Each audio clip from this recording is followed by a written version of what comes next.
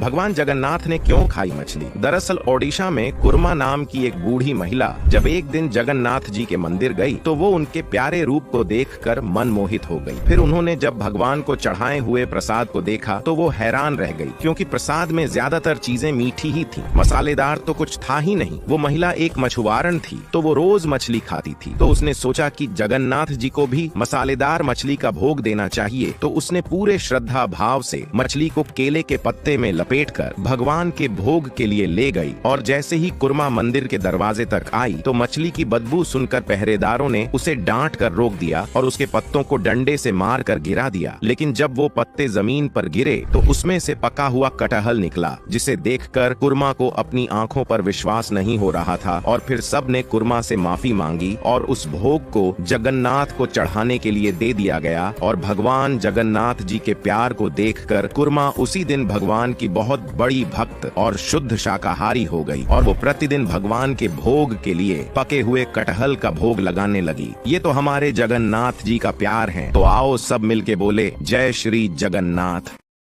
सब ने झूठी गवाही दी, लेकिन वट वृक्ष ने सत्य का साथ देते हुए राम को बताया कि सीता ने सभी को साक्षी मानकर पिंड दान किया।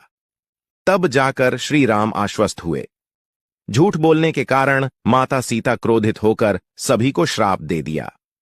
फल्गु नदी को सदैव सुखी तथा बिना पानी के रहने, कौवा को अकेले खाने पर पेट न भरने और आकस्मिक मृत्यु होने, तुलसी को गया की धरती पर कभी न उगने, ब्राह्मण को कभी भी संतुष्ट न होने और दरिद्रता हमेशा बनी रहने और गाय को पूजनीय होने के बावजूद भी लोगों का झूठा खाने का श्राप दिया। वहीं सच बोलने के लिए वट वृक्ष को आशीर्वाद दिया कि तुम्हें लंबी आयु प्राप्त होगी। पतिव्रता महिलाएं तुम्हारा स्मरण कर अपने पति की लंबी उम्र की कामना करेंगी। ऐसे ही रोचक तथ्यों के लिए कल्पकोश से जुड़े रहें।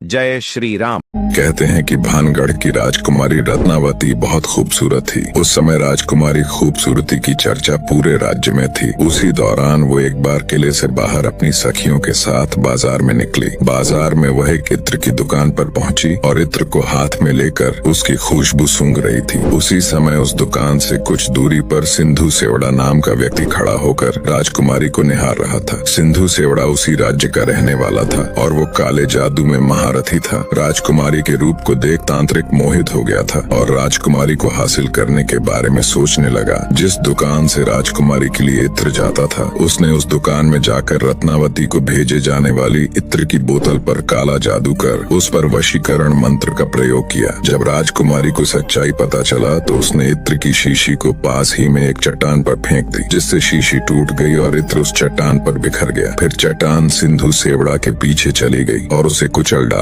और उस तांत्रिक ने भानगढ़ को श्राप दे दिया। साथ ही रानी रत्नावती को श्राप दिया कि अगर वो उसकी ना हुई तो किसी और की भी नहीं हो सकेगी। इसलिए आज भी वहाँ रात में रोने और चीखने की आवाजें सुनाई देती।